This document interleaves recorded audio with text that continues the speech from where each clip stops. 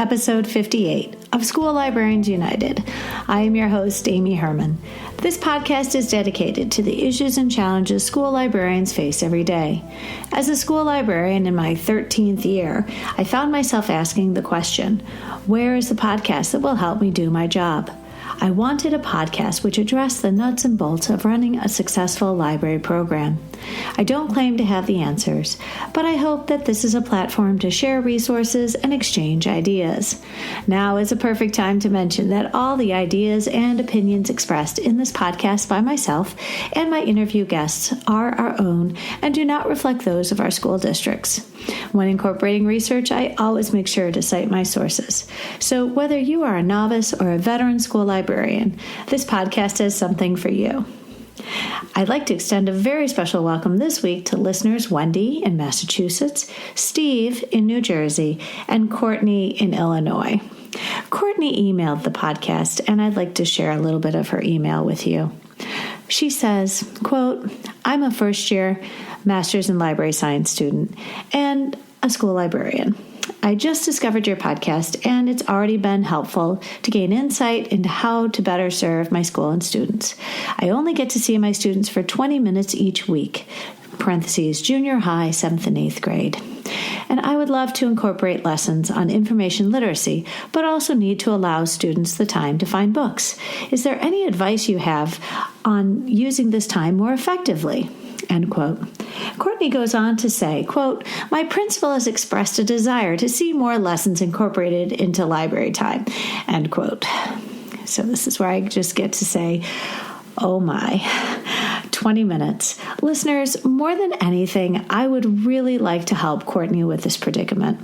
With my experience being in elementary libraries, I'm at a loss. I did write back right away with some advice, but if a middle school librarian or if several of you would like to connect with the podcast, I would love to do an episode titled Too Little Time to help Courtney and other school librarians whose challenge is time.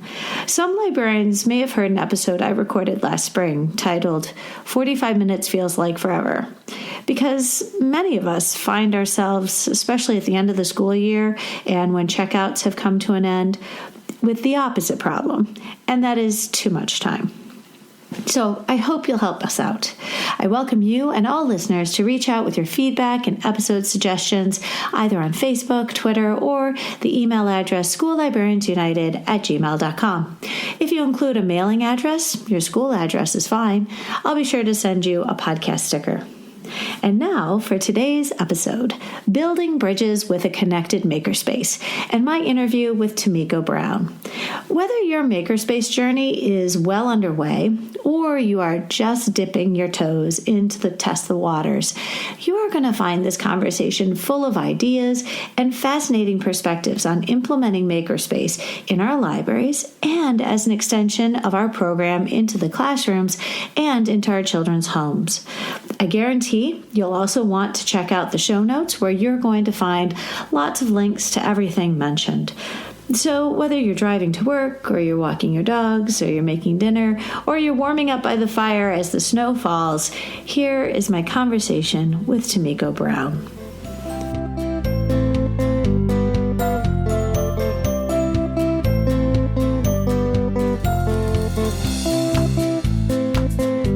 Today, I'm so lucky to be interviewing Tamiko Brown, and she has quite a presence, and I follow her on social media, but I think you'll see why, after hearing our conversation, why she's such a leader in our profession.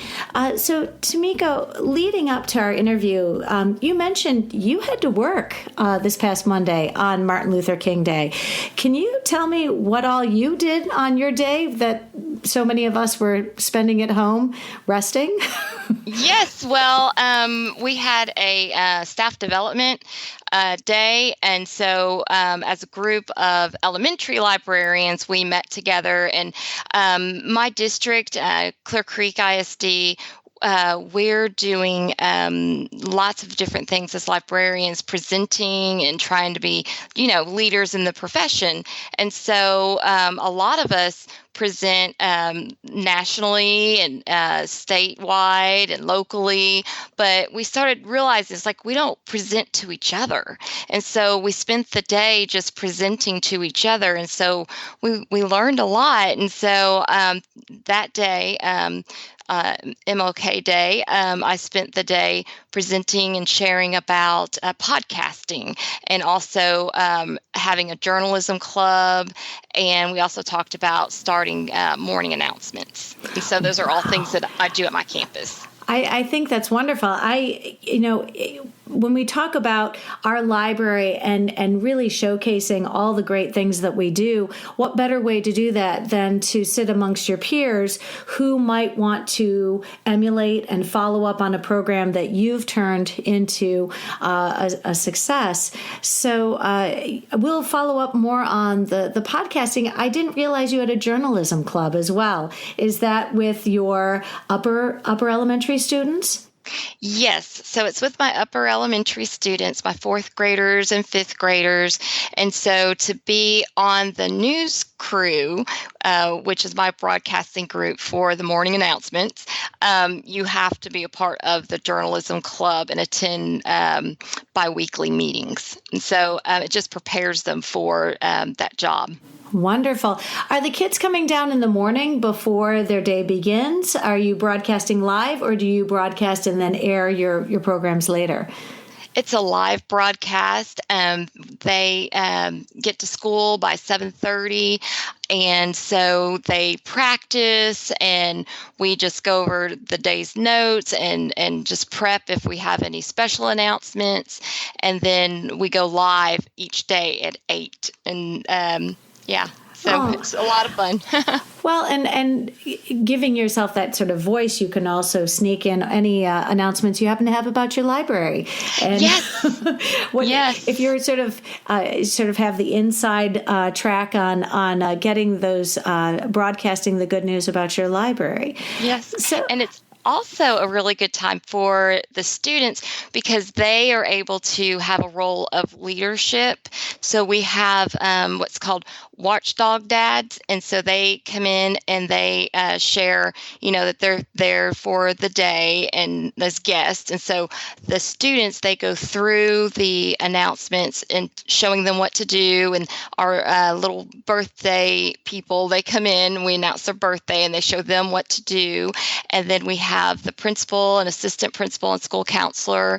They're in there, and it's just a role of leadership for the kids, and then just for the library to have a voice as well. So it's good for everybody. Wow, a win-win-win-win. I was really impressed. When I was doing my research, it's not that hard because, boy, 2017 School Library Journal School Librarian of the Year. That has to be like bucket list. So amazing. You gained a great deal of attention because of your early adoption of STEM and Makerspace. Can you tell us about what happened when you received that recognition and what led up to it? Well, my school, we became a STEM campus back in 2014. That's about when it all started. And so I was new to the campus, and I thought, oh, wow, I've signed up and now I'm a STEM librarian. And so I wanted to make sure in all of that the library would be a vital place, a vibrant place, and a place that was used. Well, I'd love to hear about when you realized you were going to be a STEM librarian. I got to tell you, I would be considerably nervous myself. How did you go about realizing how that was going to change your understanding of your job? Well, I just remember it all started with the library director at the time. He sent me an article about there being a makerspace at the White House. And that was the very first time I had ever heard the term makerspace. And so this was also the year where we lost our aides. And so it was going to look completely different, the whole library program. And so I decided that, well, maybe we can at least have a maker fair. And I talked to the principal and I said, well, I don't have an aide and I don't have any support. And so he was very supportive and just, telling me, don't worry about the money and don't worry about the support. Just keep trying and pursue this whole makerspace thing. And so I had met Andy Plemons, and he had a makerspace going. And so I asked him that, what do you have in your makerspace? And so all of this is a whole year of just theory of how does the makerspace work? And so from there, I ended up doing a robotics club, and it just started to all fall together as far as the collaborating with teachers, and it just started to just take off from there and growing into a makerspace where we have take-home maker spaces and mobile maker spaces and maker recess and everything maker.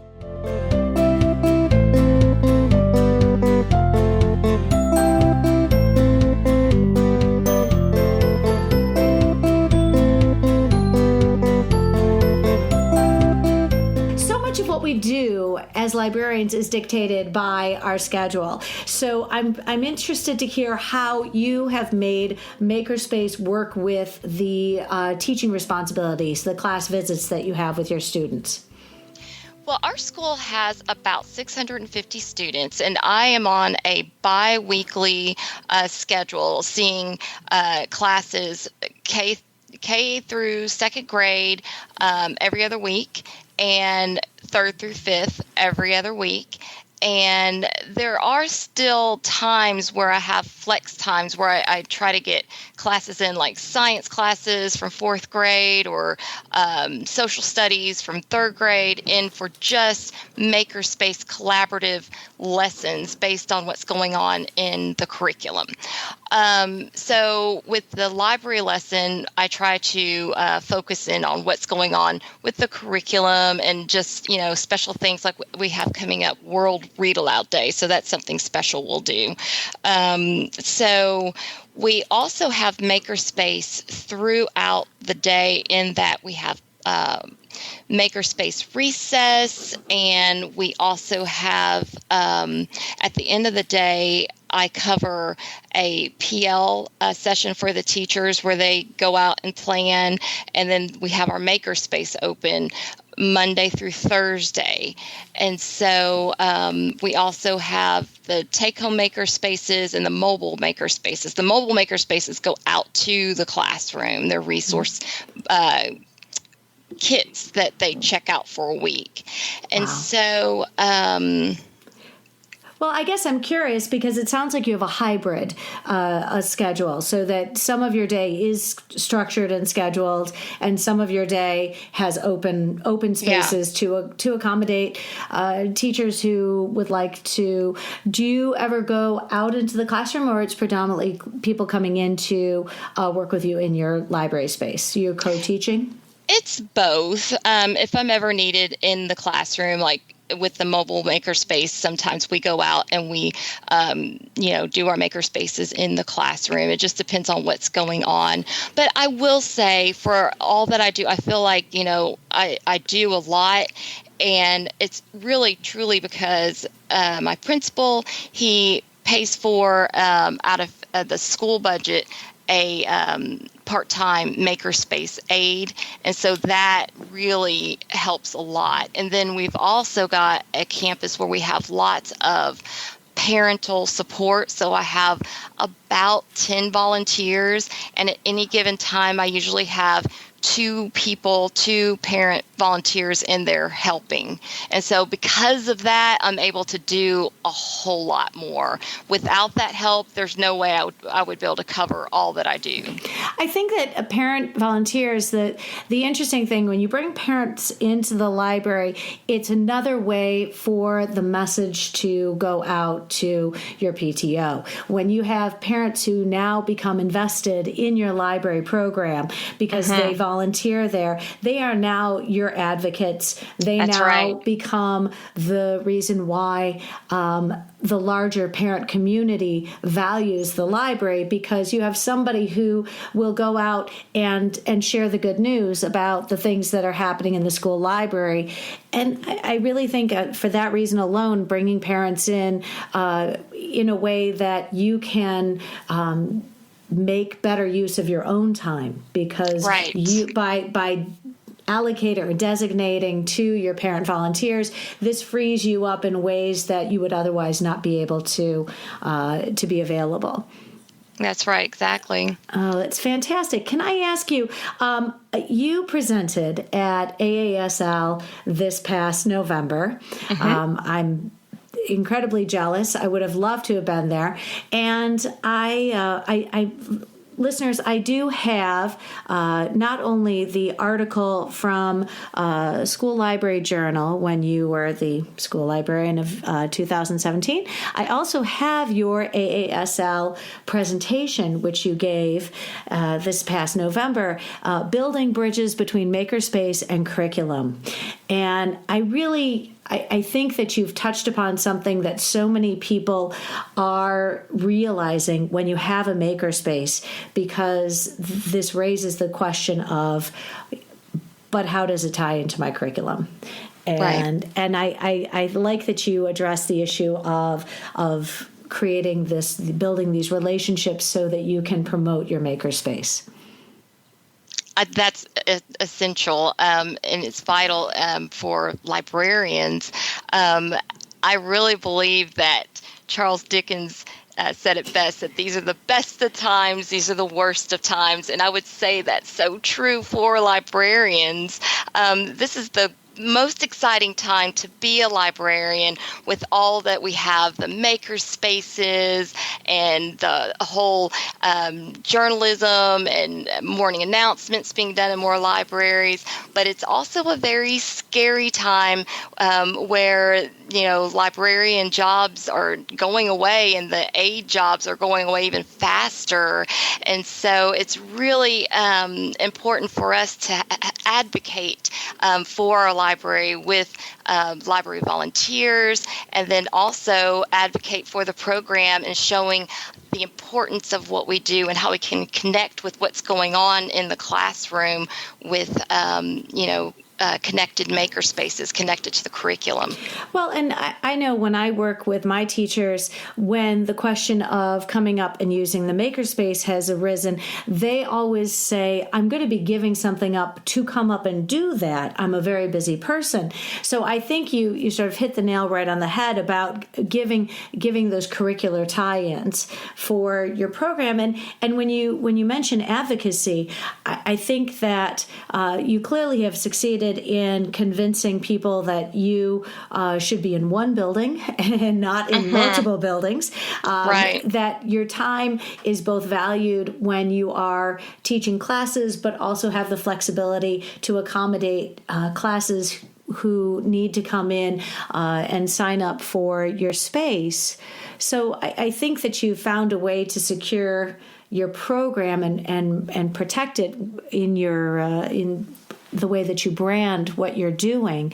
So I am curious. You did include a Padlet, and listeners, I included this in the show notes because you do have some responses when teachers are pushing back on any sort of makerspace opportunities. So, like I mentioned, when a teacher says to you, Tamiko, I would love to collaborate in the makerspace, but I have too many things that I have to do. My curriculum requires that I do it this way. I don't have time to be in the makerspace for an activity.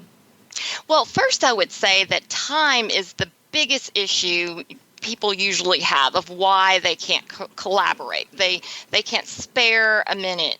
And so with that, they just, need to realize that you're actually helping, that you're going to be there to support. They don't have to send all of their kids. They could send half of their kids to the library, and half of the kids could stay in the classroom, and you could share in the duties. And I think once they, when teachers realize that you're trying to come at this as a team, as a supporter, trying to help them to achieve the goals that they are trying to achieve for the students, I think that's where, things can change in the building of that relationship. Sure. And I think that, lightening a teacher's load, and my goodness, taking half of their class, I don't know anybody who would turn you down if that were extended to teachers in my building.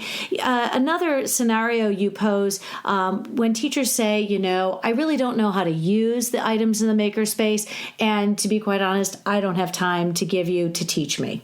So how do you respond when teachers come to you with that type of concern? Well, that is my whole reason that I developed the mobile Makerspace kit, because I would have people, teachers in the Makerspace with their students, and I could sense a little bit of hesitancy, fear of being judged, of not knowing how to use the stuff. And so I thought, well, if I could just get it so that it's in their classroom and they're in there by themselves, then they would be able to use it without fear and judgment. And so I just like to teach and share based on what we do at our school with our students. And I know the teachers at my school feel the same way.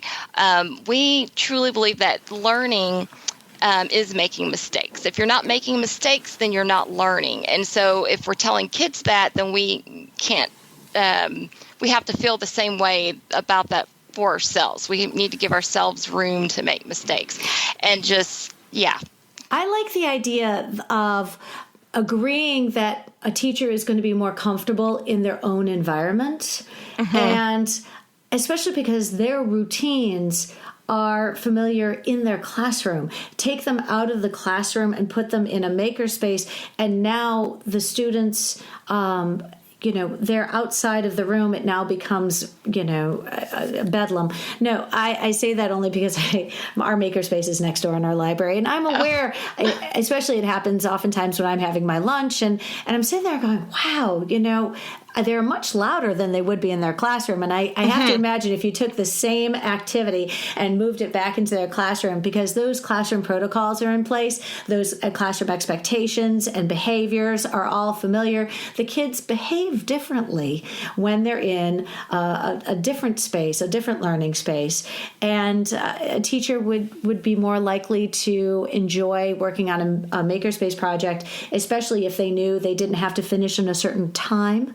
In your space. So let me ask you, when these kits, these Makerspace kits go out, do the teachers have like an access to like a catalog of those kits that you've shared with them online or through a printout that they can see? And do they check these out with your program? They do. We have it by grade level, and we usually put in there about 6 to 8 activities, resources. And so they get a list of everything, and it's all in the cart, and there's enough for each group. And a lot of teachers, they will even supplement and add on to that. And so, but we try to make sure that there's enough for a classroom if they don't have any supplementary materials. So you mentioned grade levels. I could see a problem where competing grades might want to use a makerspace activity. So each activity has a designated grade level. How does it work if different grade levels want the same activity? We have a big closet, and we just, go in there and we try to get each grade level something different each time. At least half of the things in the cart, we try to make them something different that they haven't seen. And then that goes through the grade level. So we've got 5 classes for each grade level. And so you're looking at about a 6-week rotation, because we take the 6th week for just planning of what we're going to do. Wow. It sounds like you found a way to make this work.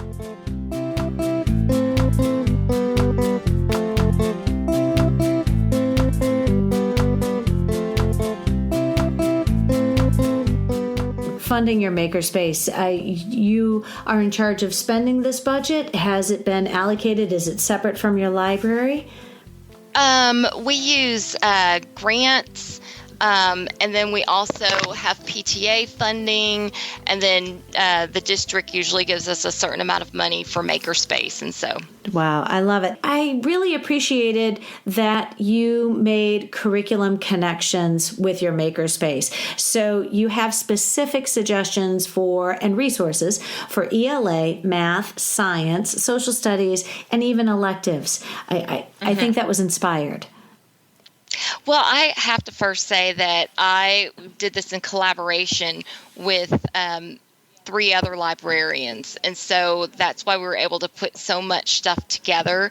And so we just looked at what we've done over the past year or so with ELA and social studies, science, and the electives and math. And so we put that together, and we thought that this would be a way to get the classrooms into the library and using the Makerspace and using Makerspace resources to support what's going on in the classroom. So we're working together. Right. And I think that teachers always feel better if they know that something they're doing is, I mean, you are just checking off boxes. I hate to say it, but, right. I have a curriculum. I'm checking off boxes. When I teach, I need to know that I can, if an administrator walked through my library, I need to be able to later on defend and justify what we were doing in class.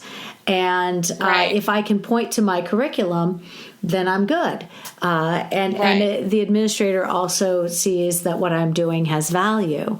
And then we both know as librarians that, what they're doing with us, it's going to lead to deeper learning, and the hands-on experience that they get in Makerspace, there's nothing to compare to that as far as the level of learning, and then it leads to the innovation and all of that good stuff.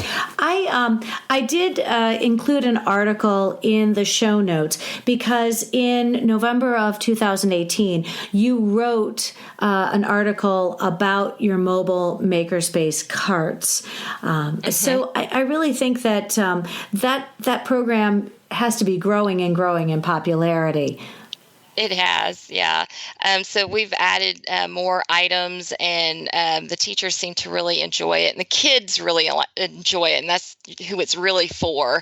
And again, it gets teachers just more comfortable with using the Makerspace stuff and having it in the classroom and just making it an everyday part of life for students. And so then when they're in the library, they have access to the same materials, and they're more apt to use them when they're doing a project to explain something they've learned. Wonderful.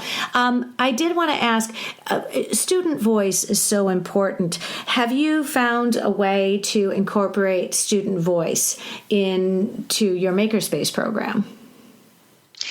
I would definitely say the journalism club, it grew from Makerspace because my students love to green screen, and they love the Lego movie maker and the 3D movie makers and things like that. And so that's why it felt so natural just to have journalism club and broadcasting become a part of the Makerspace. And so they're able to use their voice in that.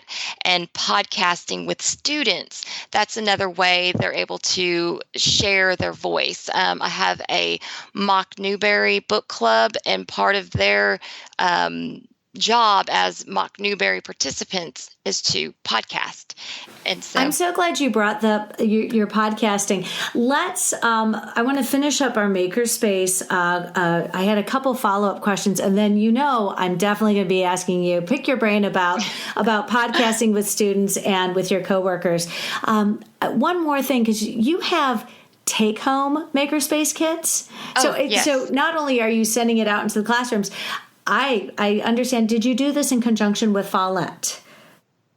I did. And so it didn't start out with Follett, though. It started out with two other librarians, a high school librarian and intermediate school librarian. They are the feeder schools for where our students will eventually go.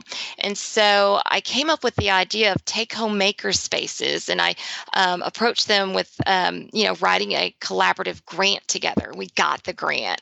And so we were able to build this program where we had these Makerspace kits where it has a Makerspace resource and a book, and it's all in a plastic container, a tub, and then they get to take it home in a canvas bag that has a branding label, Ed White STEM Makerspace.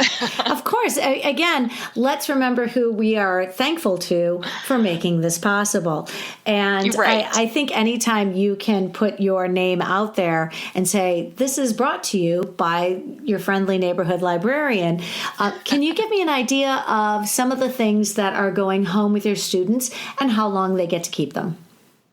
They get to keep them for the same time they could keep a book.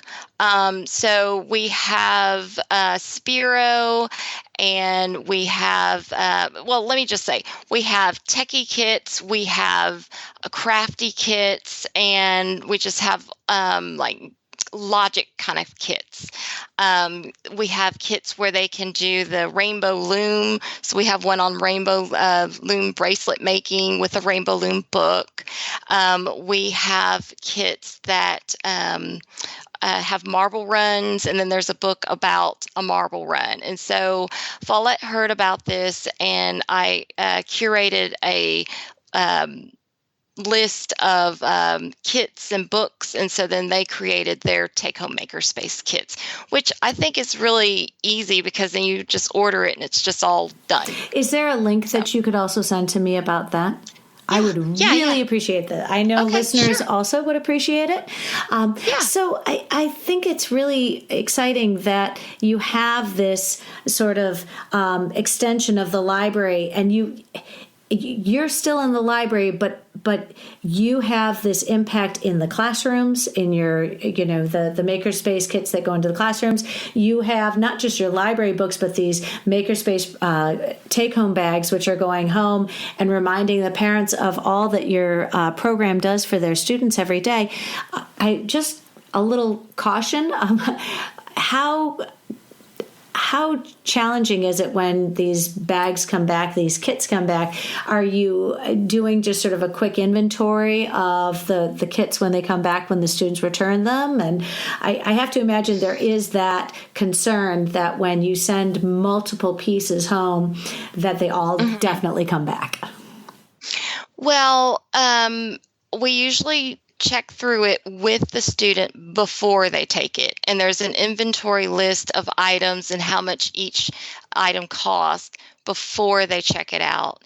And then when they bring it back, we do another inventory check with the students so then we can see, what's missing or anything like that. Now, at the very beginning, we didn't have any problem at all. But over the last several years, I would say, there's been a handful, maybe 3 or 4 kits total, not a lot compared to books. But I view it like books. It's all about access to books. So we really shouldn't be worried about one kid messing up one book. That shouldn't be the end all be all. It's really about that kid just, getting access to literature and reading and all that good stuff, right? So really the take-home makerspace kit's the same way.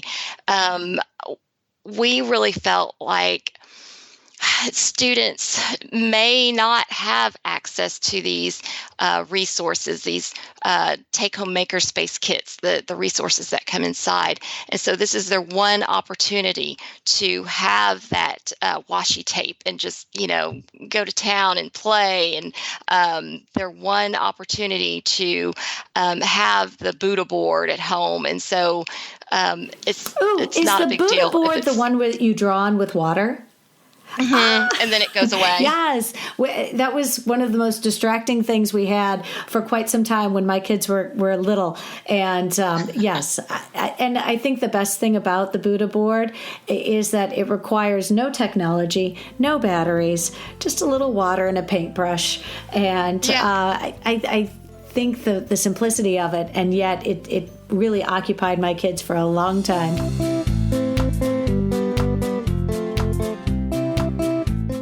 I want to shift gears. Let's talk about your podcasting with your students, because you have gone in a place where I really haven't.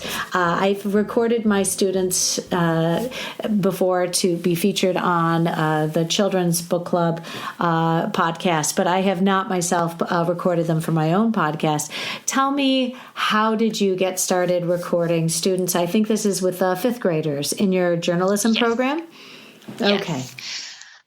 We started doing this about 3 years ago, and mainly it was because we wanted to give more people access to what other students thought about the books, because kids tend to check out books that are recommended by other kids. And so it's one thing if I talk about how great a book is, but if a kid does, another fifth grader does, then oh my goodness, and that's going to be a book that's going to stay checked out. And so I wanted to give my students some voice in that and seeing their power in that. And so when they have their book discussion for the mock Newbery, they podcast, and then I put it up on our learning resource manager. And so it's kind of like an intranet. And so just students at the school hear that podcast. And then they also use made up names, and so to protect their identity or whatever. And so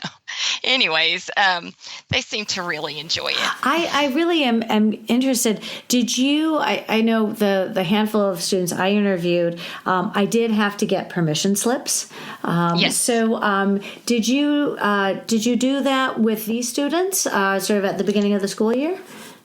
Yes, before they have the first mock Newbery meeting, I send home a first permission slip, and the parents need to sign off and know that their child would have the opportunity to podcast. And so I've yet to have any parents say no, but if I were to, I'm sure we would figure something out where we wouldn't podcast that day and that student could participate. But it's a really good time for students to share their thoughts and practice their presentation skills, because that's something that's lacking in schools, sharing their thoughts and presenting what their findings are in a way where, oh gosh, I'm sorry, I'm going off track. But, I think I like what you, giving the kids the opportunity for this student voice, because they do have, it adds a certain level of legitimacy to their opinions, and then having their voices heard by their peers. Students care more about what they're doing when they know their peers are listening or taking notice of what they're doing. And so I think it gives that added level of specialness to what they're doing. When they read a book and they know they're going to share it with you and their listeners, all of a sudden they are thinking on a different level, because they're like, oh, I'm reading this book, but I also know I want to talk about this book. And so I think that for that reason alone, it really does give the students an extra reason to enjoy the reading process. And you're right, my students would read a book that their peers recommended, and they're the best cheerleaders we have. When it comes to the podcast that you're doing with your students, it's called the Mock Newbery. Once the Youth Media Awards are announced, will this podcast continue to broadcast? We will have one more broadcast, and so we can talk about our findings and what we thought, and then after that, we'll turn into a regular book club, and we'll just look at one book at a time, because right now we're looking at up to 30 books, and we start the process about late March. and then we hit the ground running when school starts up. And I'm glad to hear that it's going to continue, because I thought, well, wait, when the Newberys are announced, where do we go from there? I want to hear about your podcasting that you're doing with a coworker, because I think that would really add a new dimension to this relationship building that we do in the class and in the building. And that is part of the reason that we started this podcast, because I just wanted to collaborate with someone on a topic that is important and we talked about a lot. So a kindergarten teacher and I started a podcast, and it's called Mix It Up, Diversifying Your Classroom Library and Your School Library. And this came out of just conversation. Last year, I took a online class with School Library Journal or Library Journal, and it was all about diversifying your school library. And so there were webinars, and there were so many great ideas. And I was talking to this kindergarten teacher, and she was saying that she was doing the same thing in her library, in her classroom library. And we just decided this year to catalog or journal that process in a podcast and talk about it and share our thoughts in hopes that we could help other people and share with other people what we're doing in our process of diversifying our collection. Well, and I was very appreciative when I listened to the episode, the one you most recently recorded, because it was really beneficial, because you were talking about all the resources that you use to ensure that you have diversity and representation in your respective collections, both in the classroom collection. That's really admirable, because I think all too often classroom collections come together in sometimes a rather haphazard way, donations and scholastic book fairs, that having that mindfulness to create a diverse collection in the classroom is really admirable.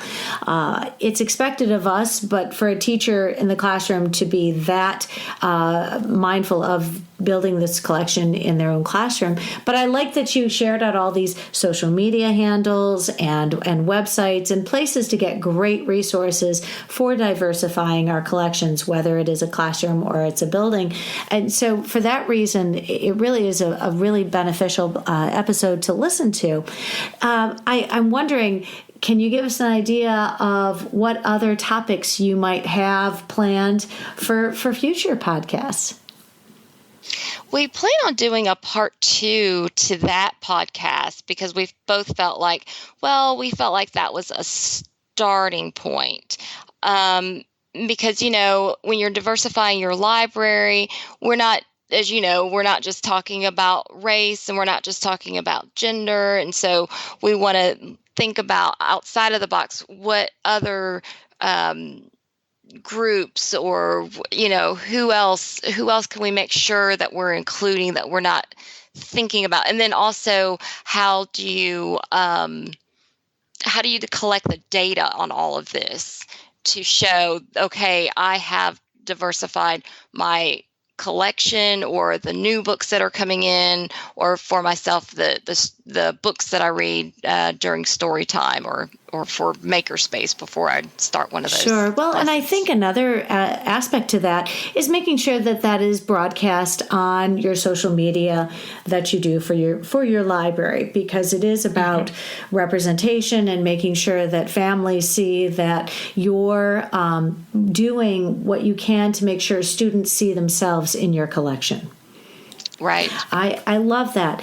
I hope that we can include links to both your student podcast and the podcast you're doing with your coworker in the show notes as well, because I think it's a really good example of what we are capable of doing working with our students and our coworkers. I wanted to, before we go, you mentioned digital breakout, and I saw you mention this on social media. You've done digital breakouts both with your student groups as well as your staff. Is that right? Yes. And I just learned about the digital breakout at AASL. And so I like to get out there and try stuff as soon as I learn it. So I feel like it keeps life interesting. And if it doesn't work, then we'll figure something else out later. But as you said before, earlier in the podcast, we expect our students to learn from their mistakes. We have to put ourselves outside of our comfort zone. And I understand that a great deal.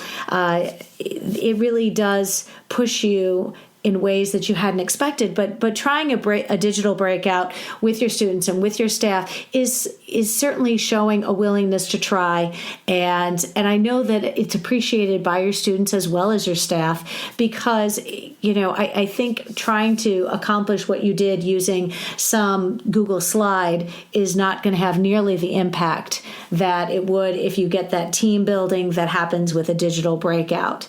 So I have to ask, are you going to try it again?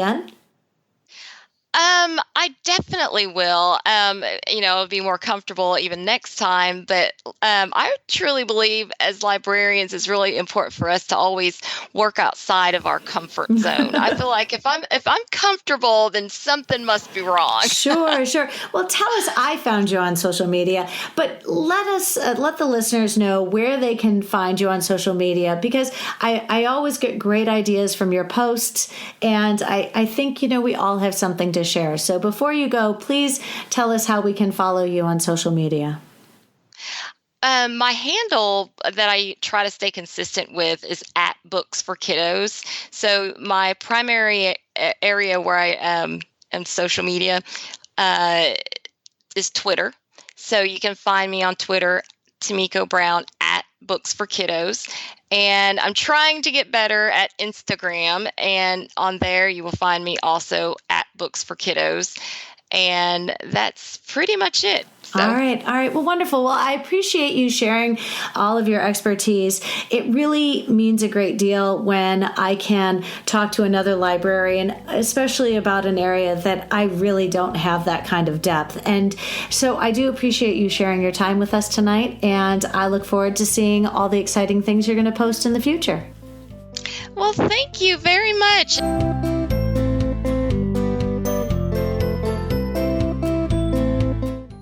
Tamiko did share with me after our conversation ended, and she wanted to make sure to say that in her library, the doors are always open, that students and teachers are always welcome to come and check out books whenever they need either a book or a library resource.